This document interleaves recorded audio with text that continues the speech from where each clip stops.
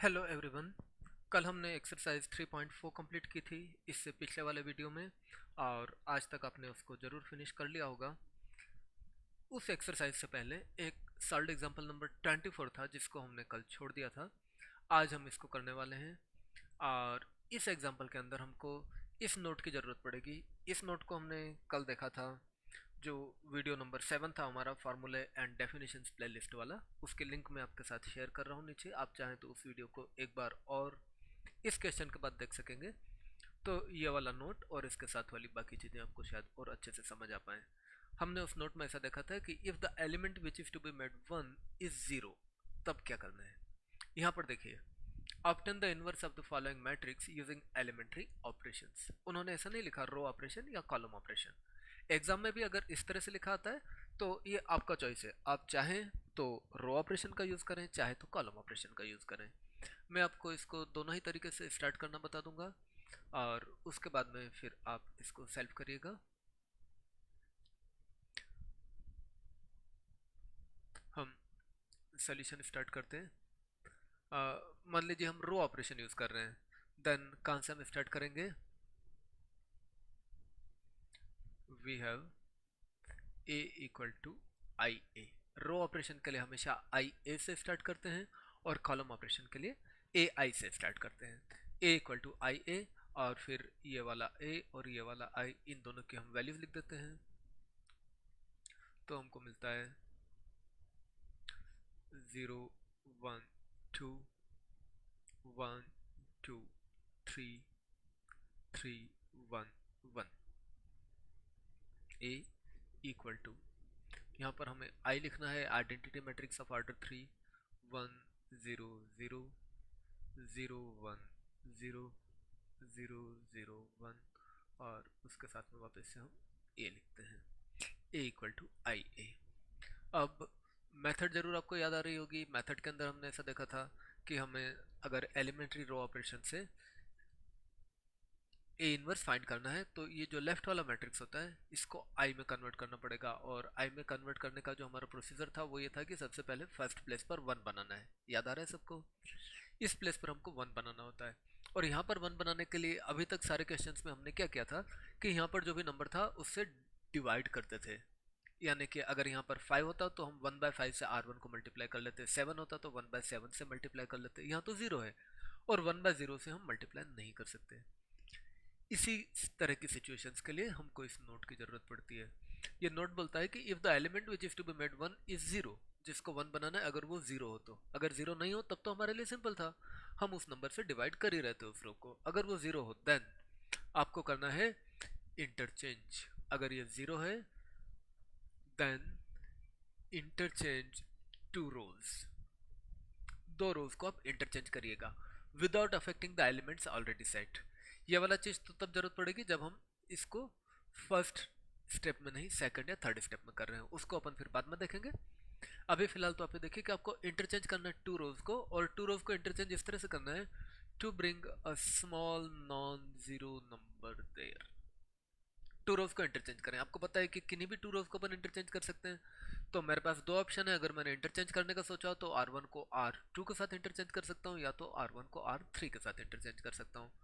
अब इन दोनों में आप देखिएगा कि स्मॉल नॉन जीरो नंबर कौन है। नेचुरली 1 एंड 3 में से स्मॉल नंबर 1 है, मेरे लिए 1 लाना अच्छा है, क्योंकि अगर मैं 3 लाया तो फिर मुझे 3 से डिवाइड भी करना पड़ेगा। तो एक स्टेप ऐसे क्वेश्चंस में एक्स्ट्रा बन जाएगी, जहाँ पर आपको 1 बनाना है, अगर वहाँ पर कोई जीरो हो तो एक एक्स्ट्रा स्टेप आपको ये इंटरचेंज टू रोज वाला करना पड़ेगी, राइट। तो यहाँ पर जब हम स्टार्ट करेंगे तो हम पहला ऑपरेशन यहाँ पर लिखेंगे R1 interchanged with R3। Row number 1 को हम रो नंबर 3 के साथ इंटरचेंज कर रहे हैं, और ये इंटरचेंज करके क्या चीज़ आता है उसको हम यहाँ पर लिखेंगे। रो नंबर 1 की बजाय आपकी बार मुझे रो नंबर 3 वाला चीज़ लिखना है। सॉरी, रो नंबर 1 को मैं रो नंबर 2 से इंटरचेंज करूँगा, क्योंकि 2 में स्मॉल एलिमेंट है। थोड़ा सा करेक्शन है, रो नंबर 1 को हम इंटरचेंज करने वाले हैं रो नंबर 3 के साथ। ओके, नहीं 2 के साथ R2, क्योंकि R2 में स्मॉल नंबर है। 0 की बजाय मैं 1 लाना पसंद करूंगा। रो ऑपरेशन हम यूज़ कर रहे हैं, तो naturally first row second row को हम इंटरचेंज कर रहे हैं। यहाँ पर हमारे पास में 1 2 3 आ जाएगा और यहाँ पर हमको आ जाएगा 0 1 2 और फिर लास्ट में तो है हमारे पास 3 1 1। जो भी कुछ आप इंटरचेंज कर रहे हैं नेचुरली आपको दोनों तरफ करना होगा। तो जो मैंने लेफ्ट में इंटरचेंज किया वही मुझे राइट में भी करना होगा। R1 एंड R2 को R1 की जगह R2 लिखना है, 0 1 0, और यहाँ पर लिखना है मुझे 1 0 0, यहाँ पर लिखूंगा 0 0 1 टाइम्स ऑफ ए। और ये सारा लिखने के बाद में आप देखेंगे कि ये 1 बनाने वाली स्टेप तो सॉल्व हो गई। आप देखेंगे कि पहला स्टेप होता था मुझे यहाँ पर 1 बनाना, वो तो मैं कर चुका, यहाँ पर 1 आ चुका है। और जो अगला वाला स्टेप था वो ये था कि इस 1 की हेल्प से आप यहाँ पर 0 बनाते हैं एंड यहाँ पर भी 0 बनाते हैं इसी की हेल्प से। फिर आप देखेंगे कि ये वाला 0 भी तो बन चुका है। तो सिर्फ अगली स्टेप के लिए मेरे पास ये करने का रहा है। यहाँ पर मुझे 0 बनाना है 3 की जगह पर। 3 की जगह पर 0 कैसे बनाएंगे, एक ऑपरेशन बना करके अपन यहाँ पे सोच समझ करके लिख लेते हैं। 3 की जगह बननी R3 में R3 रिप्लेस बाय। अगर R3 को रिप्लेस करना है तो सबसे पहले R3 तो हमेशा लेना ही होगा। R3 टाइम R3 और R1 की हेल्प से करना है। 3 टाइम्स 1 करें यानी माइनस करें, 3 टाइम्स करें और R1 कर दें। 3 के अंदर से 3 टाइम्स ऑफ 1 माइनस करूंगा तो नेचुरली 0 बन जाएगा। R3 replace by R3 minus 3 times R1। ये वाला ऑपरेशन अपन लेने वाले हैं और इस ऑपरेशन के हिसाब से हम थोड़ा कैलकुलेशंस भी देख लेते हैं। नेचुरली R3 चेंज होने वाला है तो R1 में तो कोई चेंज होना नहीं है। आप R1 को वैसे ही लिख लीजिए 1 2 3। R2 भी चेंज नहीं होगा, उसको भी लिख लीजिए 0 1 2। R3 चेंज हो रहा है और इस फार्मूला के अकॉर्डिंगली हो रहा है। तो हर एक एलिमेंट के लिए अपन लिख लेते हैं। मैं यहाँ से 3 लूँ तो 3 रिप्लेस होगा 3 माइनस 3 टाइम्स R1 की वैल्यू। 3 के साथ R1 में तो 1 था, 3 माइनस 3 टाइम्स ऑफ 1, ये आपको बना 3 माइनस 3, दैट इज 3 की बजाय यहाँ पर हमारे पास 0 बन जाएगा। उसके बाद यहाँ पर है 1 को उठा करके कैलकुलेशन देखेंगे। 1 will get replaced by 1 minus 3 times of 1 के साथ R1 में कौन लगा है 2, 3 times of 2, that is 1 minus 3 2 का 6। 1 माइनस 6 करते तो यहाँ पर क्या बन जाएगा आपको -5। यहाँ पर भी 1 है लेकिन इस 1 के साथ 3 लगा है तो नंबर फिर चेंज होगा। अगला वाला 1 जो आपको रिप्लेस होगा वो होगा 1 माइनस 3 टाइम्स ऑफ R1 का एलिमेंट 3, दैट इज 1 माइनस 9। यहाँ पर आपको -8 बनेगा।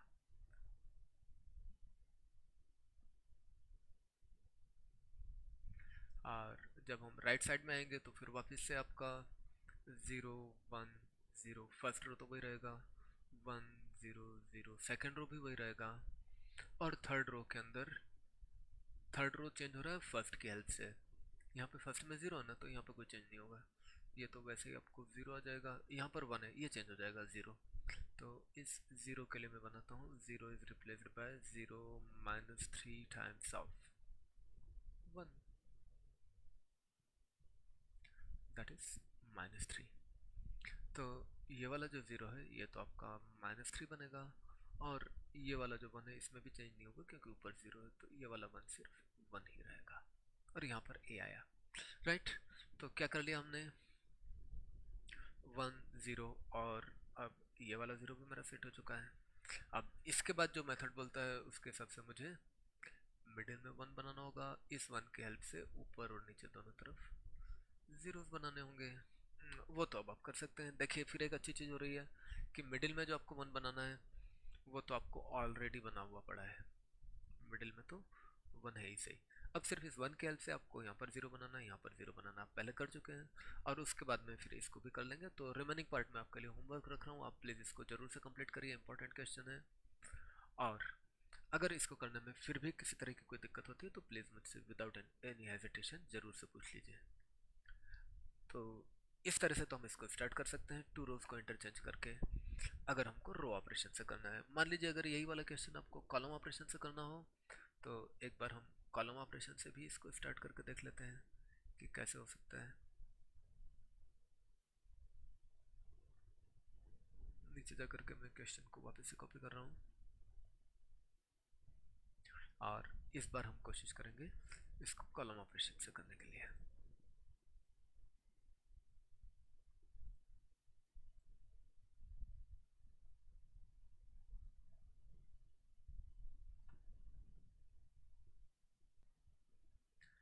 अगर यही वाला क्वेश्चन आपको एलिमेंट्री कॉलम ऑपरेशन से करना होगा तो सिमिलर प्रोसीजर लेकर के हम a इक्वल टू ए आई से स्टार्ट कर लेंगे। अगला स्टेप हमारा बनेगा value of a here 0 1 2 1 2 3 3 1 1 equal to a times I 1 0 0 0 1 0 0 0 1।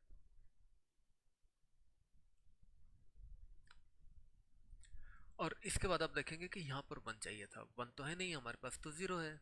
तो फिर वही वाला रिमार्क जो कि पिछले वीडियो में हमने कॉलम ऑपरेशन के लिए भी लिखा था, फिर हमको इंटरचेंज करके ही 0 की बजाय 1 बनाना है। दो ऑप्शन है, C1 को C2 से इंटरचेंज करूँ या C1 को C3 से करूँ। 2 से करूँ तो अच्छा होगा, छोटा नंबर आएगा, और 1 ही तो चाहिए मुझे। तो अगला ऑपरेशन मेरा हो जाता है C1 इंटरचेंज्ड विथ C2।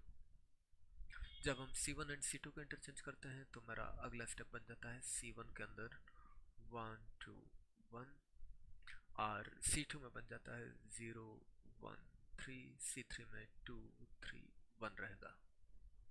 और जब हम राइट साइड में जाते हैं तो C1 में वापस C2 से इंटरचेंज हो रहा है, तो बन जाएगा 0 1 0 1 0 0 0 0 1।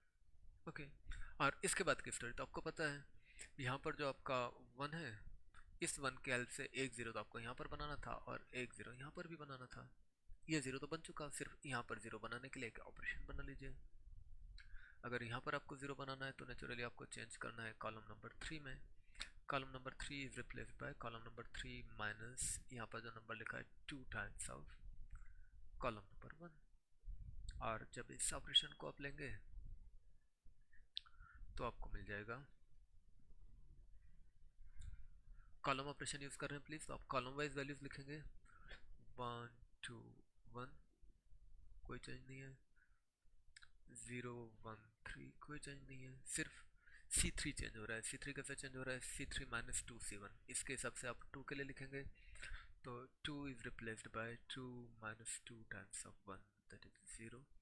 तो जहाँ 2 था वहाँ पर आपका 0 बन रहा है। फिर आप 3 को उठा करके देखें, 3 is replaced by 3 minus 2 times of C1। 3 के सामने C1 के अंदर आपके पास 2 था, 2, दैट इज 3 माइनस 4। 3 माइनस 4 कर लेंगे, माइनस 1 आता है। फिर लास्ट में जो 1 है, 1 is replaced by 1 minus 2 times of again 1, और ये आपको बन जाएगा 1 minus 2, that is minus 1 again। और इसी टाइप से आप राइट साइड में चले जाएंगे। राइट साइड में भी ओनली C3 चेंज होगा। C1 को मैं वैसे ही लिख लेता हूँ, C2 को मैं वैसे ही लिख लेता हूँ। C3 चेंज करूंगा लेकिन चेंज तो वहीं होगा जहाँ C1 के अंदर कुछ एलिमेंट है। तो C1 में फर्स्ट एंड लास्ट प्लेस पर 0 0 है, तो फर्स्ट प्लेस पर तो 0 ही आ जाएगा, लास्ट प्लेस पर 1 ही आ जाएगा। ये मिडिल में चेंज होगा क्योंकि यहाँ पर नंबर है। तो ये मिडिल वाला जो 0 है C3 का, उसके लिए मैं यहाँ पर कैलकुलेशन लिख रहा हूँ। 0 will get replaced by 0 minus 2 times of C1 value 1, that is actually minus 2। तो यहाँ पर आपको माइनस 2 बन जाता है। इस तरीके से आप देख रहे हैं कि हमने रो नंबर 1 सेट कर लिया है। कॉलम ऑपरेशन हम यूज़ कर रहे थे। अब उसके बाद में जब हम अगले वाली चीज़ के लिए जाते हैं, सेकंड रो सेट करने के लिए जाते हैं, तो सेकंड रो में मिडिल एलिमेंट तो हमारे पास ऑलरेडी है। अब जस्ट इस मिडिल एलिमेंट के हेल्प से एक तो आपको इसको 0 बनाने का रहेगा और इसको 0 बनाने का रहेगा। तो उसके अकॉर्डिंगली आप अगला ऑपरेशन बनाएंगे। वो अगला ऑपरेशन बनेंगे, पहले आप इसको 0 बनाने का सोचें, तो that will be C1 replaced by C1 minus 2 times of C2। Okay. तो इसको लेकर के जब हम आगे बढ़ते हैं तो C1 चेंज हो रहा है C2 के हेल्प से। यहाँ पर तो C2 में 0 है, इसको कोई चेंज नहीं होगा, ये 1 ही रहेगा। और यहाँ पर जो 2 है उसके लिए मैं अगर कैलकुलेशन देखूँ तो 2 is replaced by 2 minus 2 times of 1 जो C2 में है, यानी कि यहाँ पर मुझे बन जाता है 0।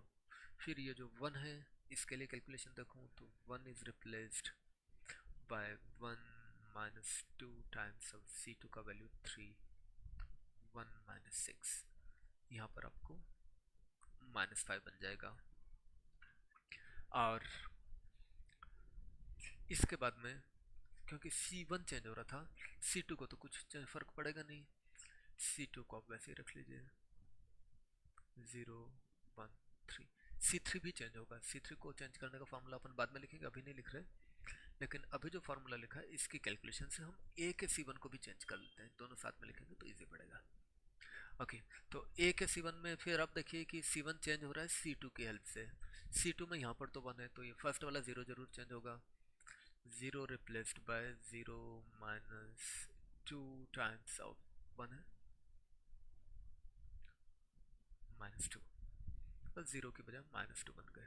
बाकी के दोनों एलिमेंट चेंज नहीं होंगे क्योंकि चेंज तो C2 की हेल्प से हो रहा है, और C2 में बाकी के दोनों प्लेसेस पर आपके पास में 0 है, तो ये 1 0 वैसे ही रहेगा। और C2 तो चेंज हो नहीं रहा था, तो C2 को फिर आप लिख लेते हैं 1 0 0। ये वाली जो सारी चीज़ें इसको नॉर्मली मैं बबल में लिख देता हूँ, ये रफ वर्क है, आप एग्जाम में भी इसको रफ वर्क में ही करेंगे या इसी टाइप से कर सकते हैं जैसा मैंने किया, आप भी बबल बना दीजिएगा, उसको रफ लिखिएगा। ओके, देन इसके बाद में हम इधर आ जाते हैं। 1 की हेल्प से हमने 2 की जगह पे 0 बना लिया है, अब इस 1 की हेल्प से -1 की जगह पर भी 0 बनाना है। 1 की हेल्प से -1 की जगह पर 0 बनाना है, यानी आपको चेंज करना है C3, और C3 का चेंज होगा C3 -1 में 1 को ऐड करना बस, तो C3 plus C2, C3 plus C2।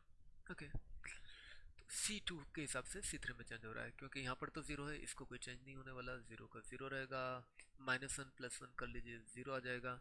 ये वाला जो -1 है इसको मैं यहाँ पे कैलकुलेशन कर लेता हूँ, तो -1 will get replaced by -1 plus C2 plus 3 2, यहाँ पर आपको 2 बना। इसी तरह से जब हम यहाँ पर आएंगे, C3 is getting replaced with the help of C2। C2 में आप देख रहे हैं फर्स्ट प्लेस पर 1 है, तो ये जो 0 है, 0 के लिए मुझे कैलकुलेशन लेना होगा, 0 is replaced by 0 plus C2 का वैल्यू 1, दैट इज 1, 0 की बजाय मेरा 1 बन जाएगा। अब बाकी ये दोनों चेंज नहीं हो पाएंगे क्योंकि चेंज तो C2 की हेल्प से हो रहा है, और C2 में यहाँ दोनों जगह 0 है, तो ये दोनों सेम रहेंगे, -2 1। ओके, तो ये फिर मेरा रफ वर्क था, इस सारे ही को मैं रफ वर्क की तरह ट्रीट कर लेता हूँ। और उसके बाद में अब नेक्स्ट के लिए जब आप जाएंगे तो आपको पता है कि आपने रो नंबर 1 सेट कर लिया, रो नंबर 2 सेट कर लिया, रो नंबर 3 सेट करना है। रो नंबर 3 सेट करने के लिए आप यहाँ पर फोकस करने वाले हैं, इसको 1 बनाना है, और इसको 1 बना करके उसके हेल्प से यहाँ पर दोनों तरफ 0 बनाना है। इसके लिए हमने पहले काफ़ी सारे क्वेश्चंस कर चुके हैं, तो प्लीज़ रिमेनिंग पार्ट आप होमवर्क में कर लीजिए, और इस तरह से ये वाला क्वेश्चन आपको फिनिश करना है। प्लीज़ इसको रो ऑपरेशन से भी करिएगा, कॉलम ऑपरेशन से भी करिएगा, बुक में ऑलरेडी कर ही रखा है, लेकिन बुक के अंदर जो उनका मेथड है उसके अंदर उन्होंने ये सिस्टमेटिक आपको स्टेप बाय स्टेप प्रोसीजर नहीं बताया है। उन्होंने ऐसा कुछ ऑर्डर फॉलो नहीं किया है कि 100 बनाना है, 100 बनाना है। और अगर ऑर्डर फॉलो नहीं करते तो मेथड तो करेक्ट होता है, लेकिन फिर उसके बाद में कोई लिमिट नहीं होती हमारे पास कि पता नहीं कितनी सारी स्टेप्स लग जाएंगे हमको वो करने के लिए। तो बेस्ट चीज़ ये है कि आप इस तरह से ऑर्डर फॉलो करके इन चीज़ों को करना कोशिश करें, तो ये इजी होगा। और इस तरह के साथ में ये नोट भी आप समझ लें कि कैसे यूज़ करना है। तो मेरा सजेशन है कि आप इसको एक बार रो ऑपरेशन से भी पूरा प्रैक्टिस ज़रूर कर लें, और एक बार कॉलम ऑपरेशन से भी पूरा प्रैक्टिस ज़रूर से कर लें। और इस एग्जाम्पल के बाद हम स्टार्ट करते हैं miscellaneous exercise on chapter 3। Miscellaneous exercise बहुत इंपॉर्टेंट है, प्लीज़ इसके अंदर से आपको बोर्ड एग्जाम में बहुत सारे क्वेश्चंस आते हैं, हर एक चैप्टर की मिसलेनियस एक्सरसाइज इंपॉर्टेंट होती है।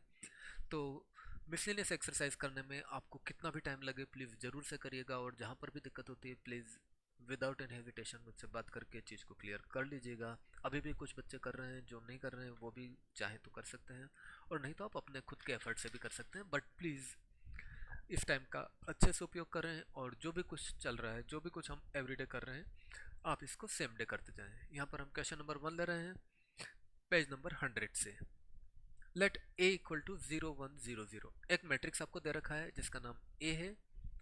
शो दैट, इस मैट्रिक्स ए के लिए आपको शो करना है A I plus B A to the power N.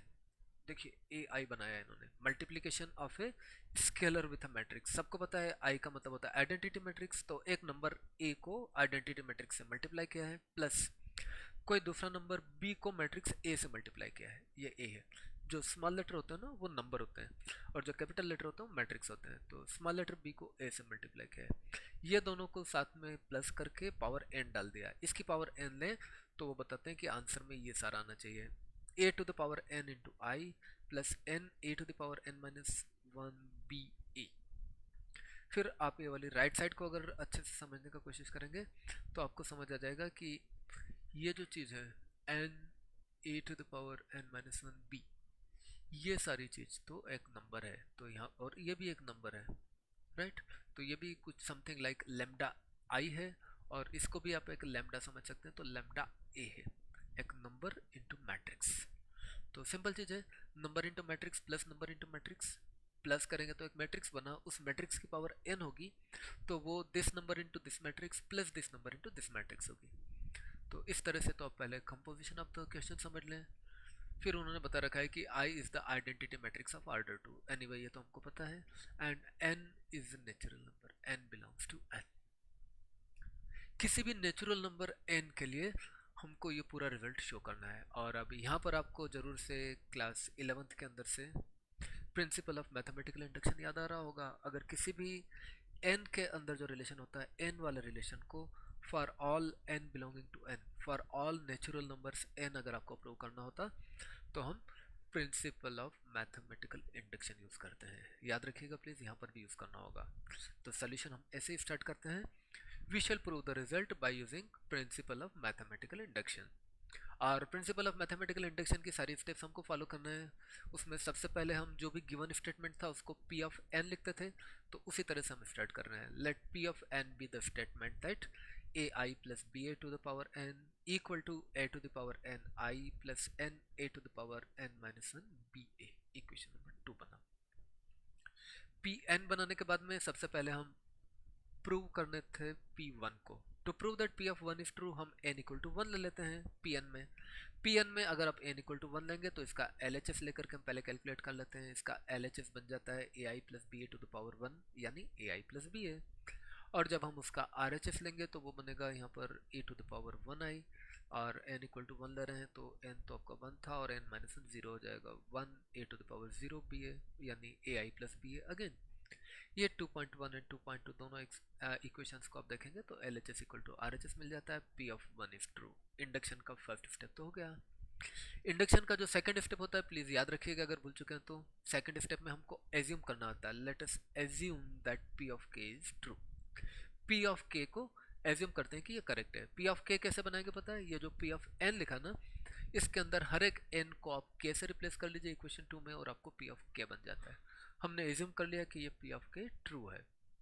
और इंडक्शन के थर्ड स्टेप में using P of K we have to prove that P of K plus 1 is true. Prove करना पड़ेगा। इसको प्रूव करने के लिए ऑफकोर्स हम इक्वेशन नंबर 3 का यूज करेंगे। P ऑफ K प्लस 1 कैसे आएगा, वापस से आपको इक्वेशन नंबर 2 पर जाना पड़ेगा जहां पर P ऑफ N था। इस P ऑफ N के अंदर हर एक n को आप रिप्लेस करेंगे K प्लस 1 से, और ये P ऑफ K प्लस 1 बन जाएगा। तो P ऑफ K प्लस 1 हमको प्रूव करना है, और हमने लिख लिया कि P ऑफ K प्लस 1 की वैल्यू ये होती है। अब क्या करना है, इसको प्रूव करने के लिए इसका LHS लेकर के स्टार्ट कर लीजिए। तो हमने P ऑफ K प्लस 1 का LHS लिया। LHS का मतलब होता है AI plus B A to the power K plus 1। इसके अंदर मैं इक्वेशन नंबर 3 को यूज कर सकता हूँ प्रूव करने के लिए।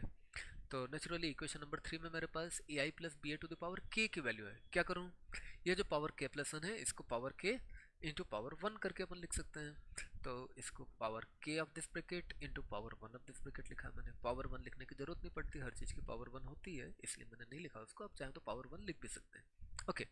और इक्वेशन 3 को हम यूज कर सकते थे, याद आ रहा है सबको? इंडक्शन में हम यही तो करते थे ना, पी ऑफ के की जो वैल्यू इक्वेशन 3 में होती है उसको यूज करके पी ऑफ के प्लस वन प्रूव करते हैं। तो आपने पी ऑफ के की जो एल एच एस है A I plus B A to the power K, उसको यहाँ पर बना लिया। जैसे ही आपने ये A I plus B A to the power K यहाँ पर प्रोड्यूस कर लिया, इसकी वैल्यू पुट कर लेना प्लीज। तो A I plus B A to the power के लिए ये जो सारा वैल्यू लिखा है इसको उठा करके मैंने यहाँ पर लिख दिया। Okay, A I plus B ए तो वैसे ही रहा। तो एल एच एस से हमने स्टार्ट किया, इक्वेशन नंबर 3 को हमने यूज कर लिया। अब आर एच एस में मुझे ऐसा चीज लाना है। अगर ऐसा चीज लाना है तो दो फैक्टर तो चलेंगे नहीं, क्या करूँ? दोनों ब्रैकेट्स को मल्टीप्लाई कर लूँ। दोनों ब्रैकेट्स को मल्टीप्लाई करने का मतलब होता है distributive law of matrix multiplication. तो मैट्रिक्स मल्टीप्लिकेशन का डिस्ट्रीब्यूटिव लॉ मैं यूज कर लेता हूँ।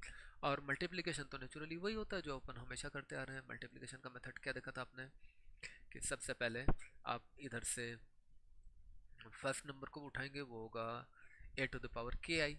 इसको पहले आप ए आई से मल्टीप्लाई करेंगे। ए टू द पावर के आई को आप ए आई से मल्टीप्लाई करें तो पहले आप दोनों नंबर्स को लिख लेंगे। क्या क्या नंबर्स हैं दोनों?